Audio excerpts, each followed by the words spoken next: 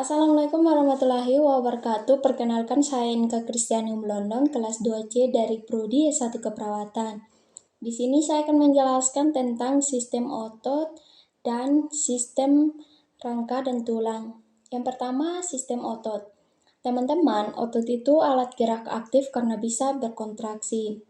Nah, saat otot berkontraksi, tulang itu ikut tertarik. Makanya tubuh kita ini bisa bergerak. Selain buat bergerak, otot juga membantu membentuk tubuh. Otot dibungkus jaringan yang disebut faskia dan melekat ke tulang lewat tendon. Ada dua bagian perlekatan otot, yaitu yang pertama arigo yang geraknya sedikit dan insersio yang bergerak saat otot berkontraksi. Ada beberapa macam otot, yaitu yang pertama otot lurik atau otot rangka.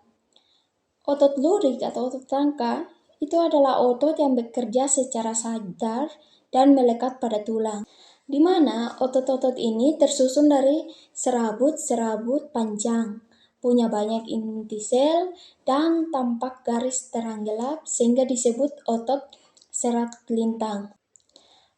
Otot lurik ini memiliki arigo sebagai titik tumpuan dan insersio sebagai bagian yang bergerak saat berkontraksi. Nah, otot melekat ke tulang melalui tendon dan dibungkus oleh jaringan ikat yang disebut fascia. Di dalam sel otot terdapat miofibril yang tersusun dari filamen tipis yaitu aktin dan filamen tebal yaitu miosin yang membentuk sarkomer sehingga menimbulkan tampilan lurik pada otot. Yang kedua ada otot polos. Otot polos terdapat di dalam organ-organ dalam, misalnya saluran-saluran dalam sistem pernapasan, sistem pencernaan, pembuluh darah, dan saluran kencing. Yang ketiga ada otot jantung. Otot jantung ini memiliki struktur yang mirip dengan struktur otot lurik. Hal yang membedakan itu adalah serabut otot. Jantung itu memiliki percabangan di serabut-serabut ototnya. Tema yang kedua ada sistem rangka dan tulang. Teman-teman, salah satu ciri makhluk hidup adalah bergerak, termasuk manusia yang terus bergerak bahkan saat tidur.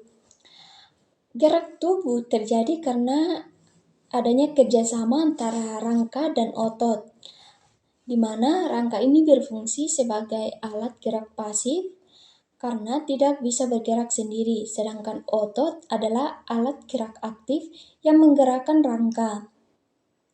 Rangka manusia itu tersusun sekitar 206 tulang dan dikelompokkan menjadi dua, yaitu yang pertama ada rangka aksial berada di bagian tengah tubuh, terdiri dari tengkorak, tulang belakang, tulang dada, dan tulang rusuk. Sementara itu, rangka apendikuler berada di bagian tepi tubuh, meliputi gelang bahu, lengan, gelang panggul, dan tungkai. Kedua rangka ini bekerja sama untuk memungkinkan tubuh bergerak. Selanjutnya ada bentuk tulang. Bentuk tulang yang menyusun rangka manusia itu dibagi menjadi beberapa kelompok, yaitu yang pertama ada tulang pipa atau tulang panjang. Tulang pipa ini merupakan tulang yang berbentuk seperti pipa atau silindris atau diafise dengan kedua ujung tulang membulat atau epifise. Yang kedua ada tulang pendek. Tulang pendek ini merupakan tulang-tulang yang lebih kecil dan tidak ada perbedaan nyata antara ukuran panjang dan lebarnya. Yang ketiga ada tulang pipi. Tulang pipi ini merupakan tulang yang berbentuk lempengan-lempengan pipi yang lebar. Dan yang terakhir ada tulang tidak beraturan. Tulang tidak beraturan ini merupakan tulang dengan bentuk kompleks yang berhubungan dengan fungsi khusus. Sekian dari saya, terima kasih.